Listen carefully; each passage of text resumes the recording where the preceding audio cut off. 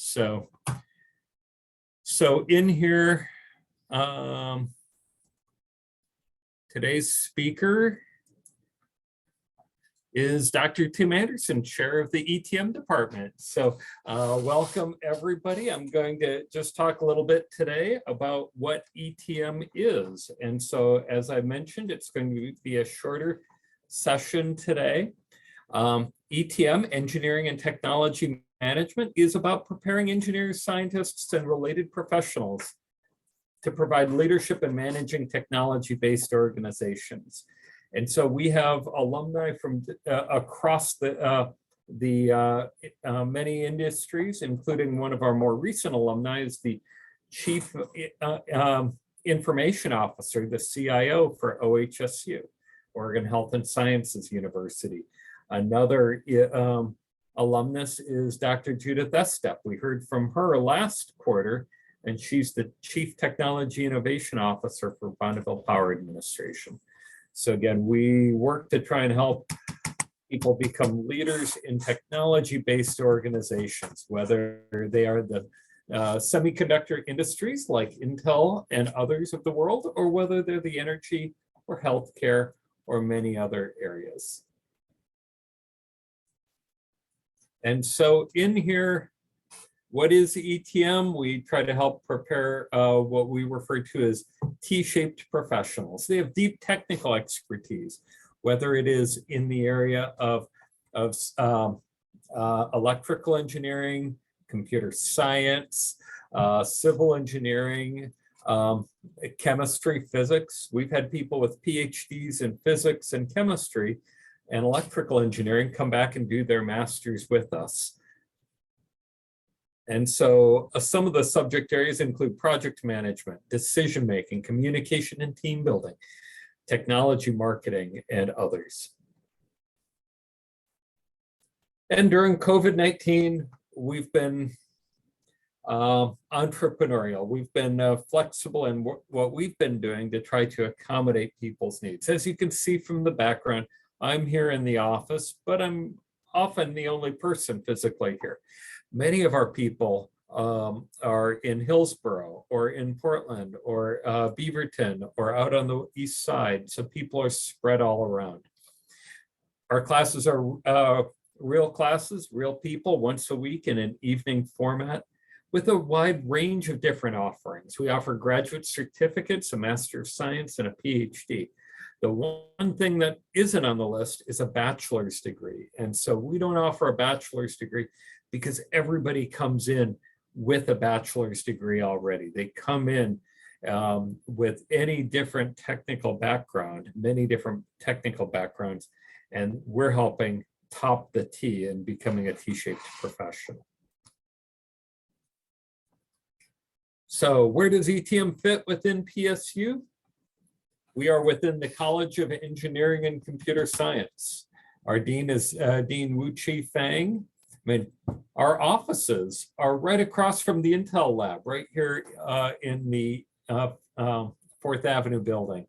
And so connected to the engineering building. So we're right in here, right alongside the electrical engineering and computer science faculty. And so in here, the departments of civil and environmental engineering, computer science, electrical and computer engineering, materials and mechanical engineering, and then ETM.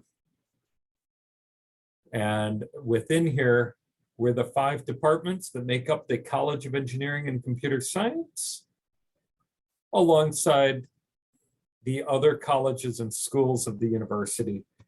The College of Liberal Arts and Sciences, College of Urban and Public Affairs, the School of Social Work, or the School of Business. So we all are underneath President Stephen Percy. And so does anyone know where the name Massey comes from in the Massey College of Engineering and Computer Science?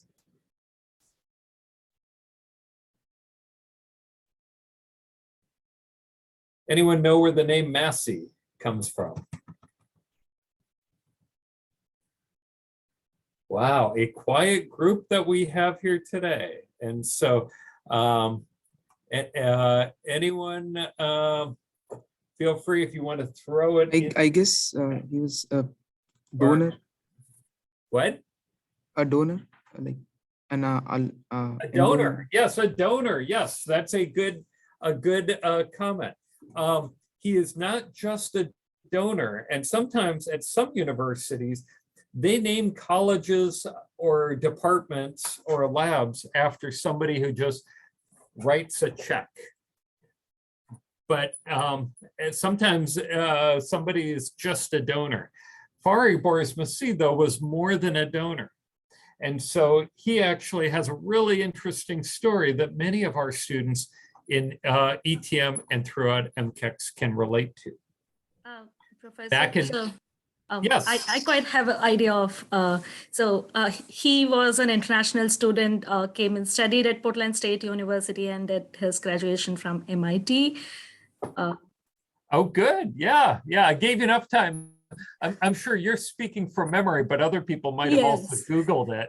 And so I know, I remember it during the orientation of ETM department, you had mentioned about it. Oh, good. Okay, yes. So you've heard the story. A few people here apparently haven't. And so you're right. He is not just a donor, he's a graduate of PSU. And so the story there is in 1977, he was a young kid, a teenager in Iran. And his parents knew that hard times would be coming in Iran. And so they said, we want you to apply to schools in the US and go get your education elsewhere right now. Go get away. And so what he did is he applied to every place he could. And the very first school he got accepted to was Portland State College at the time, I believe, not even Portland State University. And so he got that letter of acceptance as a new freshman. He took it down, he got his student visa, and he was on his way. He showed up with 2 suitcases in hand. A taxi dropped him off from the airport over on Broadway here on campus, and he had 2 suitcases all ready to go, and campus was closed. It was a holiday weekend. He had 2 suitcases, didn't speak much English at the time, and campus security came and found him, saw this poor lost 17-year-old with weaker English skills at the time, and they basically took him down to the Hilton Hotel and said, come on back on Monday, they'll help straighten you out, get you all set up once campus is open again. And so that's what he did. And then he ended up in about 4 or 5 years graduating with 2 bachelor's degrees, I believe, with one in engineering and one in math, I believe it was at the time. And then he ended up going and doing he might have done a little bit at UT Austin and came back here, finished another 1 or 2 master's degrees, and then ended up, at the time, PSU only had engineering. It didn't have electrical engineering. And so even though he was interested in electrical engineering, he kind of focused on that. He ended up only getting a bachelor's in general engineering, not in electrical engineering. And so they didn't have the wide range of classes that we offer now at PSU and all the specialties. And so what he did is he ended up deciding, I want to go off and do my PhD at MIT, just like, was that Adarsh who said that? So whoever that was that spoke up earlier. Pavitra here, Professor. Pavitra spoke up. Just as she said, he went off and applied to MIT. And so think of the audacity to apply to MIT in electrical engineering when all you have is a bachelor's, or when you don't have a degree in electrical engineering yet. And so it's just general engineering. But he got accepted. He was a smart person, very hard worker. So he did really well again there and ended up finishing top of his class in the MIT qualifying exam in electrical engineering's PhD program. So very sharp, hard worker, did well, finished his PhD, and had job offers to go into academia. Do you think he went into academia? Pavitra already knows the story, so someone else.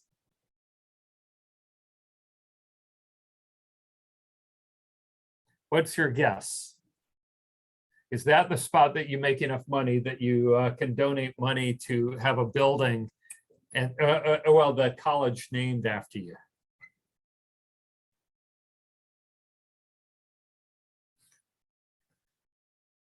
Still a quiet group here. I'll call on someone then. How about Kamal? I see you here. So do you think that is the route? Yeah, I think he came back to PSU. What was that? I think he came back to PSU. He came back to PSU. No, he didn't come back to PSU right after graduating with his PhD. He ended up going into business and turning down job offers in academia. So he could have become Professor Fariborz Masih, but instead what he became was an entrepreneur. He started a company. And so you would think with how this story is going, he started a company and it took right off, made lots of money, did well. It turned out it didn't. The first company he started crashed and burned, went out of business. And once again, he had the option. He could have gone into academia, but instead he ended up deciding to start a second company. And that one instead took off. It was very successful. He sold it to Dow Corning and then became a philanthropist. And so now he's donated significant money to PSU for the College of Engineering, for the math department, and other initiatives at PSU, as well as USC, where some of his family members went, University of Southern California, University of Texas at Austin, and MIT. So a good group of schools that PSU is in good company with. And so Fariborz Masih, he did eventually come back. I've met him quite a few times over the years. And so he's an active member of the Portland State community. And so the college is named after him. It's a nice thing where it's not just named after somebody who was a fan of the football team, for example. And so somebody who graduated from the college and then did very well at the highest levels in academia before going off and earning more money than we in academia make. So he's done quite well. We're very proud of him and our many other alumni of PSU. So, and I hear from many of our international students that they like to hear that story of what's possible. So this idea of where does ETM fit within the curriculum, we're kind of bridging these areas between engineering and other areas. And so the ETM department was started back in 1987. So after Fariborz graduated, so he never got a chance to take an ETM class, but that entrepreneurial mission and passion is still a part of our department. Today, we have around 260 students, including about 40 in the PhD grad program. We just had our newest PhD graduate and PhD defense this morning at 10 o'clock. And we get applications from about 38 different countries. The average age is in the low 30s, and people bring in significant work experience that varies. We've had people that have relatively little work experience, but great experience in other ways, along with we've had some people that come in with a lot of at the tail end of their professional career. And this is kind of a bucket list item where doing a master's or doing a PhD is something that they're passionate about. Our average work experience might be 8 years, but it's run as high as 40 years. We've had people that are in their 60s with a 40-year professional career come back and do their master's or PhD with us as well. a mix of part-time and full-time students, as well as about 40% are women in our department. That's higher than I think any of the other departments in the College of Engineering right now. So we're very proud of the success of our female graduates as well. So some of our faculty, myself, I did my graduate work at Georgia Tech. Dr. Turul Daim, he has been with ETM since 1990. He started as a PhD student here in ETM, did his PhD, went to work at Intel, and then came back here after working full-time at Intel for 10 years as a faculty member. And so he does a lot of work within the technology forecasting, road mapping, evaluation of technologies, and then R&D management. So he's also the editor-in-chief of an IEEE journal, the IEEE Transactions on Engineering Management.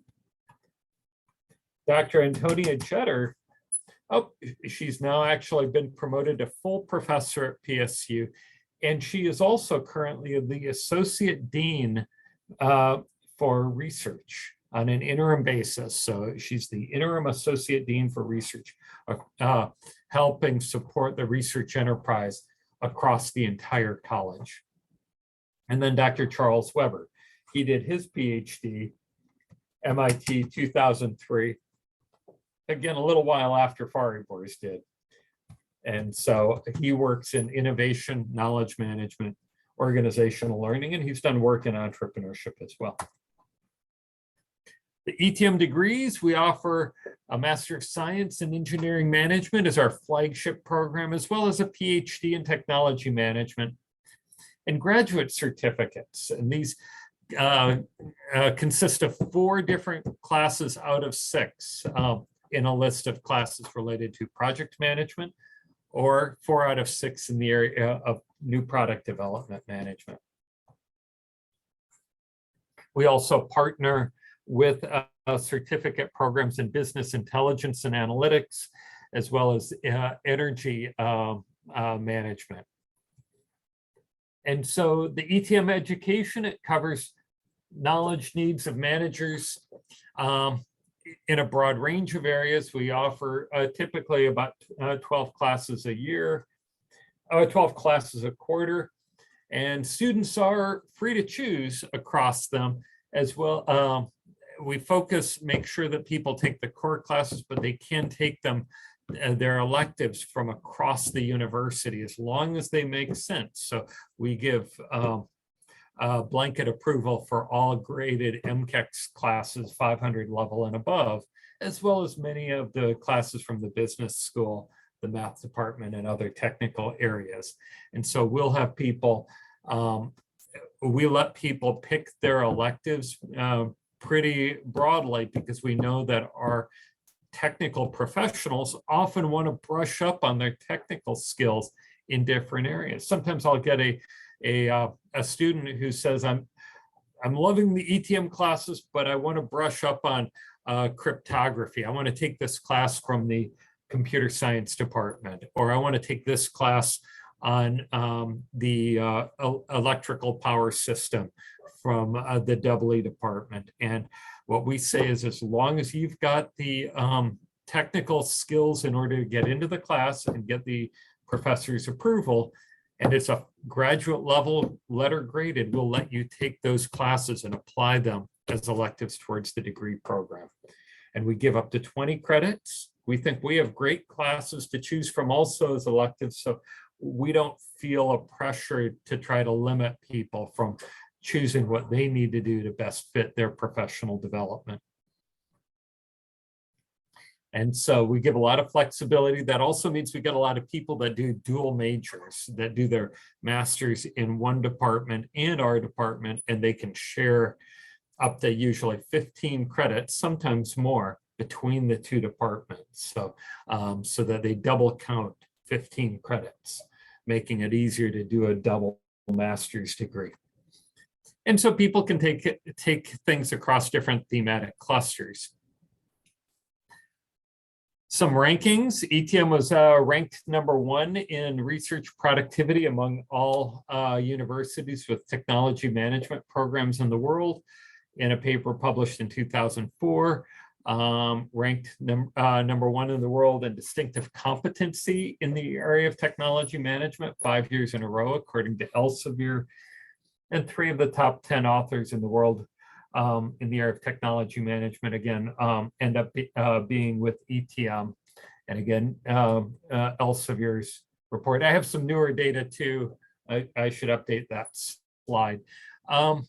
Some samples of some of the research areas that we work in: decision and analysis, project management, technology road mapping, technology assessment, technology acquisition, the forecasting of technology. I mean, we have many people that are electrical engineers in our seminar today.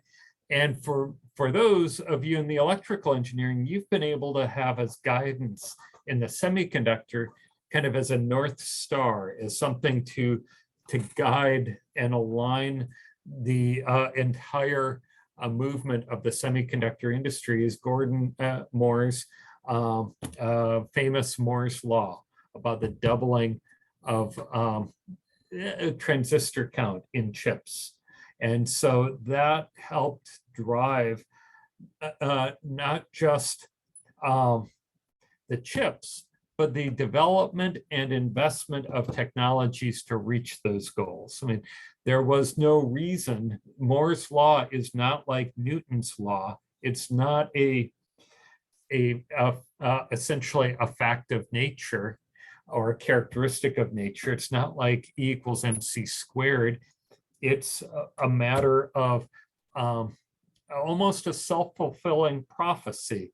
The fact that that was the target for the forecast helped everybody align their development processes and investments and product roadmaps with those developments. Now, it's slowed down over time. Moore's law has moderated, but on the other hand, it provided guidance for the semiconductor industry, critical guidance for 50 years. And so very few other industries have that kind of forecast. And yet it's important to forecast and plan for where technologies are moving.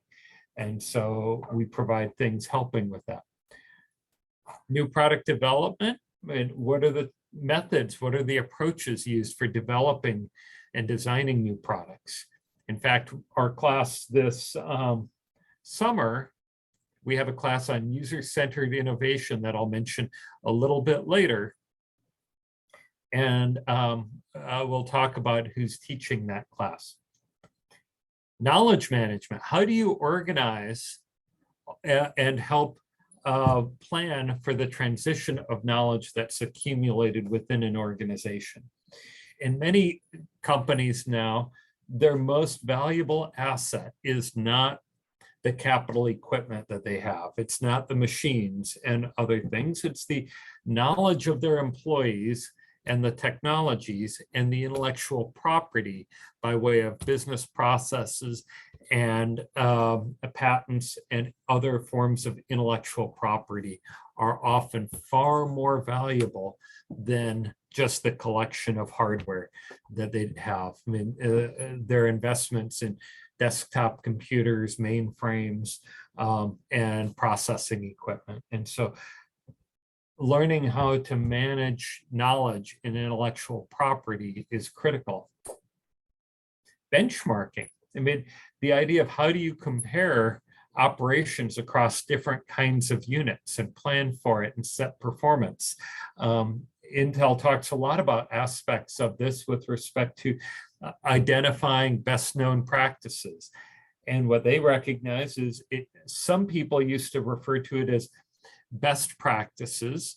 In Intel, they often refer to BKM's best known methods or BKP's best known practices to say this is the best of what's known right now, but we are confident that things will continue to improve.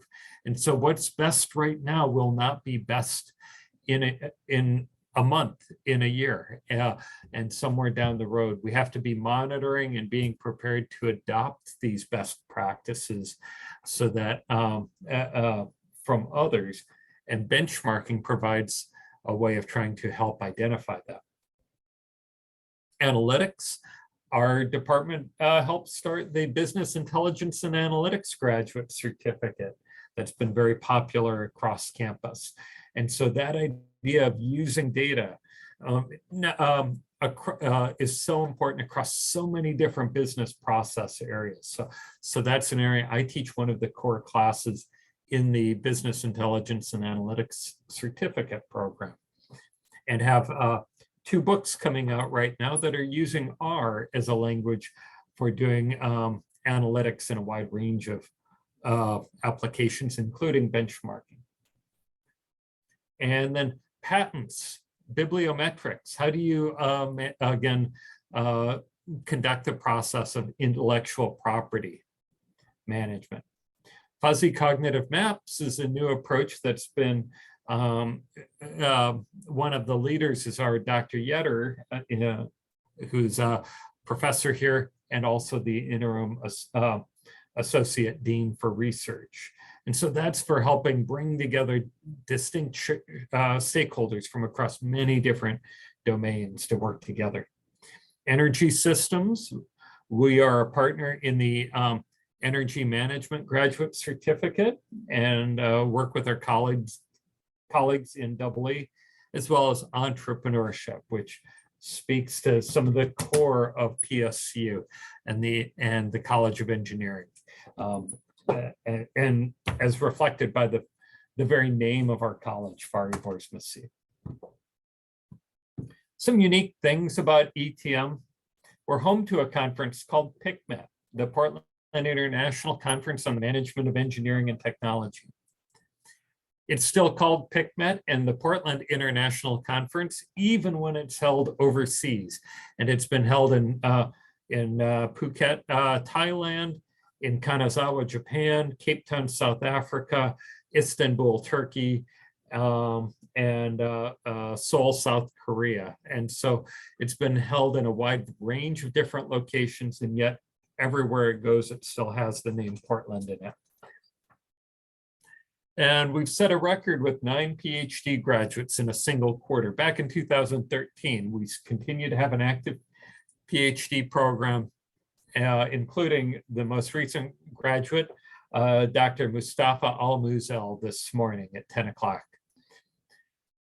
And all courses have a strong project focus, applying what we cover into the real world domains of trying to use the tools and techniques to improve operations within and apply them to real organizations.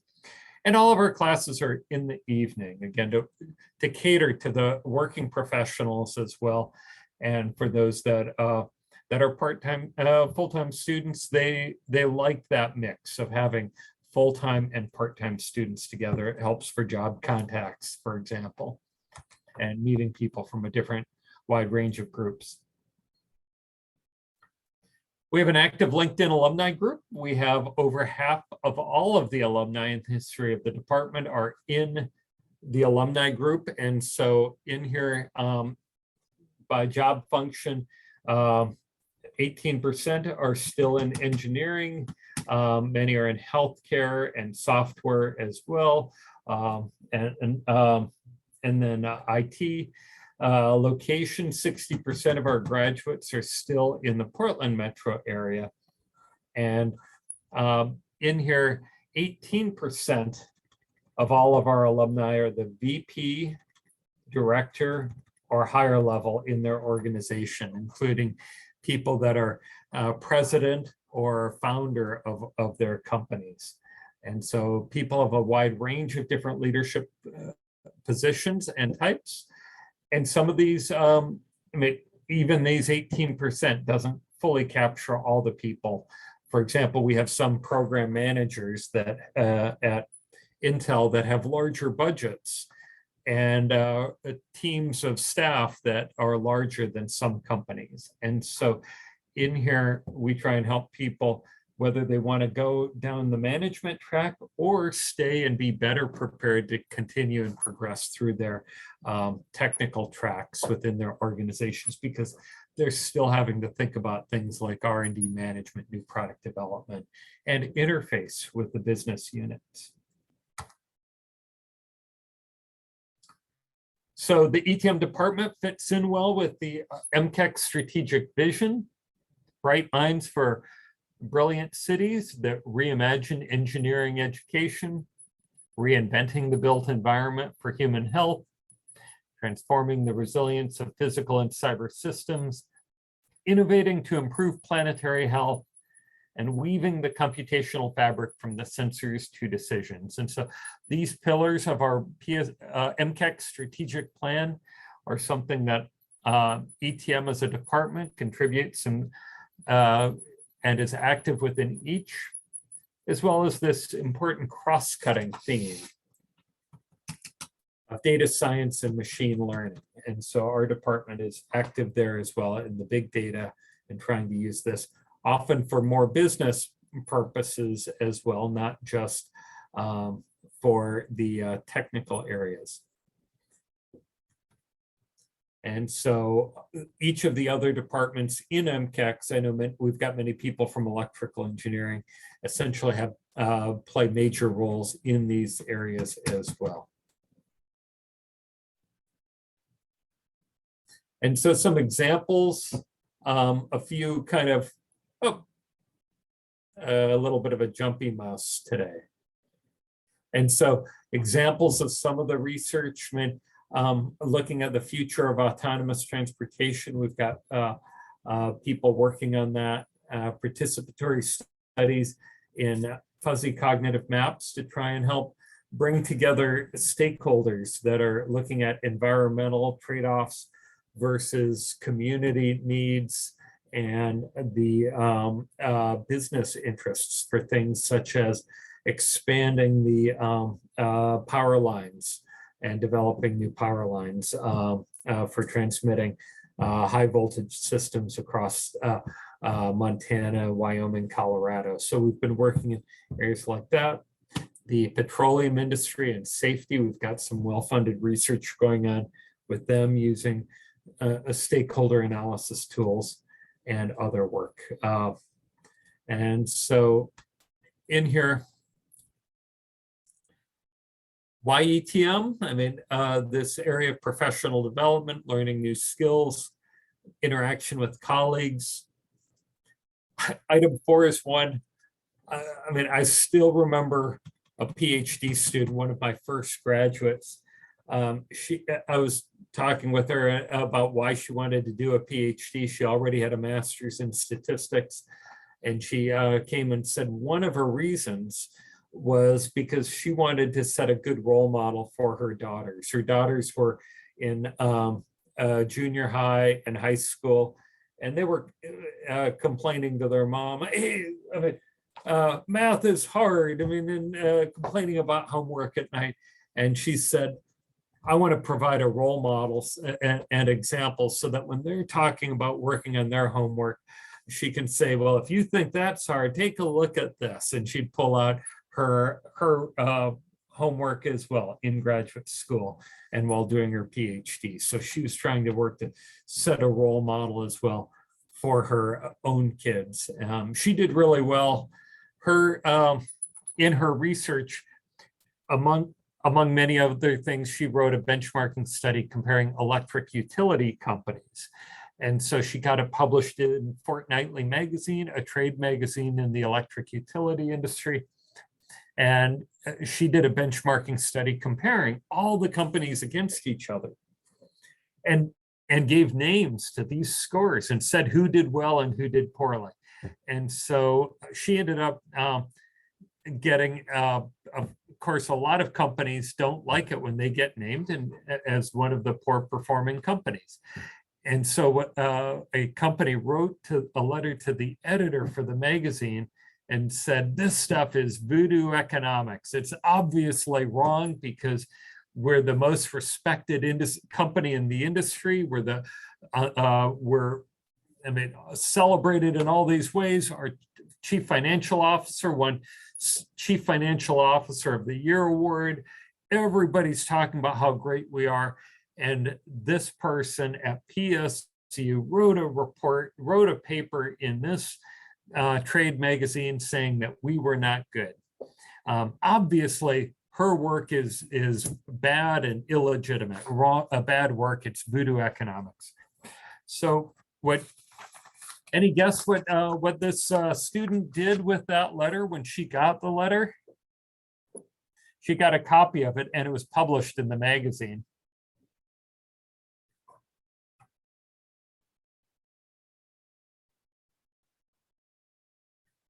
Take a wild guess, anyone?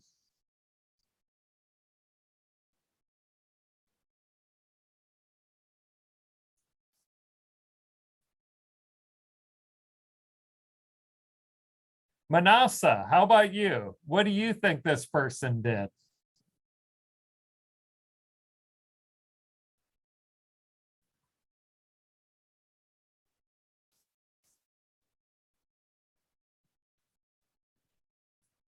Resounding silence. Okay. I'll give the punchline to the story. So what this person did is she took that letter that was written as complaining about the low quality of her research. She took that letter, framed it, and hung it up on the wall. And it's something that she could be proud of years and years later. And people can talk about, because she got this as a letter to the editor saying that her work must not be good, because it's saying that our company's not, it is a poor performing company. And this came from the office of the president of the company that she was calling essentially to the mat on poor performance. And obviously everybody in the industry knows how good that company is. Shouldn't be the bottom performing company. After all, Enron is such a great name in the energy industry, they can't possibly be a bad one. And so, of course, the Enron name, having a letter criticizing them from Enron is, and pointing out that she was saying that Enron was not a good company and not an efficient producer of energy, was in some ways the highest possible praise, that she was able to identify Enron and their problems earlier than the stock market did. And so, alas, unfortunately, I don't think that she shorted the stock significantly. Otherwise, she could have enjoyed the meltdown of one of the worst company collapses of the 20th century. And so Enron was a company that took down a lot of people, unfortunately, and a lot of people that had a lot of investments in there. So in there, she was doing that while she was setting an example for family members. ETM is flexible to meet people's changing life circumstances, and non-degree seeking lets people get started with just taking a class and still transfer into the program. So for more information, feel free to contact me. We also, as a department, offer departmental office hours every weekday from 11 to noon. So I'm there most days, and a staff member from ETM. So this was one of the process innovations that we did during COVID that's really helped us to try to continue to provide good customer service, good service meeting the needs of our students. So we have more people come in by office hours that way often than we would have come in person to our downtown campus offices. So we're going to keep with that because it works so well for our students, whether they live out in Hillsborough or in some cases much further away. So with that, it's almost 4 o'clock. I will open it up to questions. So feel free. Any questions?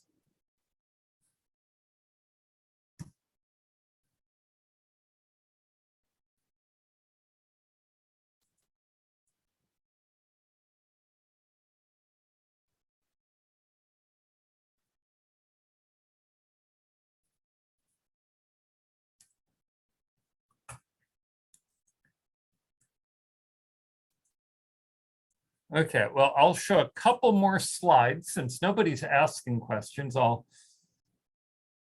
show a few more slides in here then. And so a few things.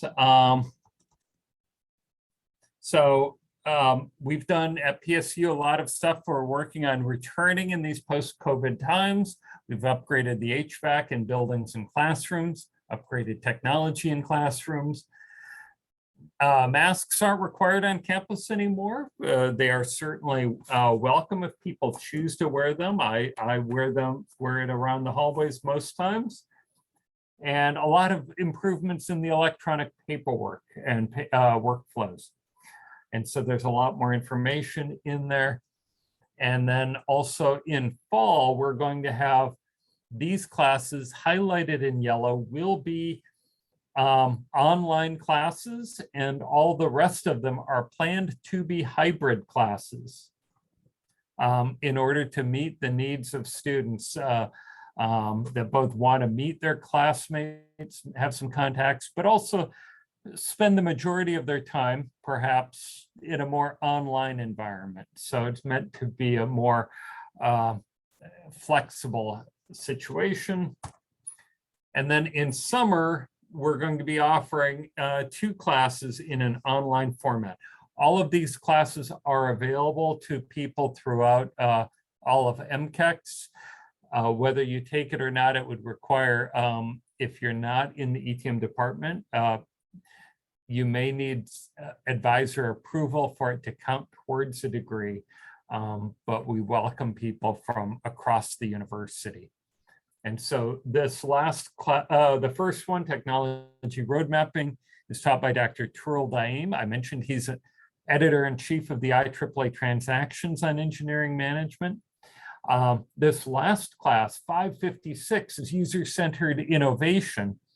And this class is taught by someone very interesting who started as a chemical engineer, but went into design. Users design, trying to make better products for people. And so he was working for a computer company and had just kind of the most obnoxious, worst boss you could imagine. Hard person to work with, but it was a cool project, so he stuck with it. But the project, it turned out, crashed and burned. It was a dismal market failure. It didn't sell well at all in the marketplace. It was way overpriced. But from that product and that failure, from those ashes, arose like a phoenix, a product that literally changed the world. Anybody know who what the project was?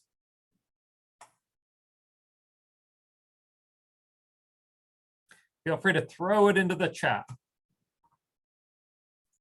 What project was it? Any idea? Again, maybe Pallavi or Pavitra has heard this story before. So if you've heard it before, no telling. But anyone else, who might this, what might this project have been? I will give a clue. The project name starts LIS. Still no one.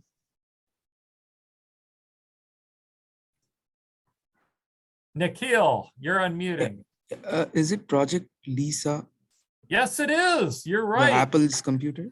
Yes, the Lisa computer. And so do you know anyone who ever bought a Lisa computer? Well, I guess it's too old. I'm not sure. Yeah, it's pretty old. But nobody's really, most people don't talk much about the Lisa computer. And so nobody really knows much about it because it was such an overpriced market failure. But they used largely the same chips, a lot of the same OS work to make a new product that came out for about 1/4 of the cost that was much more popular. What computer was that? The Macintosh. Yeah, the Macintosh. The Macintosh has done pretty well. So that one really changed the computer industry. So the person teaching this class is Bill Dresselhaus. He was the lead industrial designer on the Apple Lisa computer. And as a part of that, he designed Apple's first mouse. It wasn't the first mouse ever made. Alan Kay and team, and then Xerox PARC, but he made Apple's first mouse and the Apple Lisa computer, a workstation that cost $10,000 in the early 1980s. And they really redesigned, cost reduced it to be a Macintosh for $2,400 or so. That sold much better. And so he's going to be teaching that class on user-centered innovation. He went to work later for InFocus, when InFocus was developing the very first computer display projectors.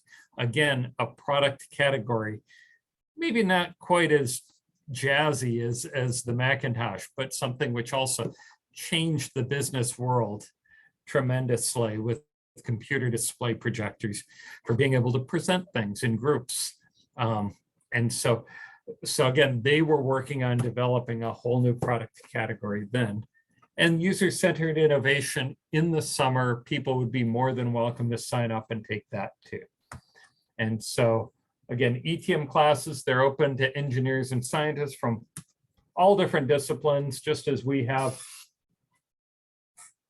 in our class here, people from many different backgrounds. In our ETM department, almost nobody comes in with an engineering management undergrad degree because they're engineers, technologists, scientists first, and then they do engineering management. So my background is electrical engineering originally, and then industrial engineering.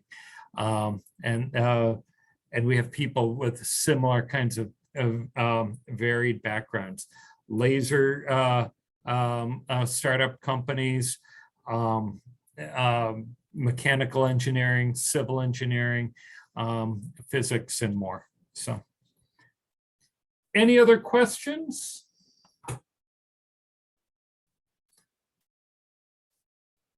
Okay, well, with that, I'm going to go ahead. We'll finish up for tonight. Thank you very much. Have a great weekend. I will open up a spot for uploading the reports.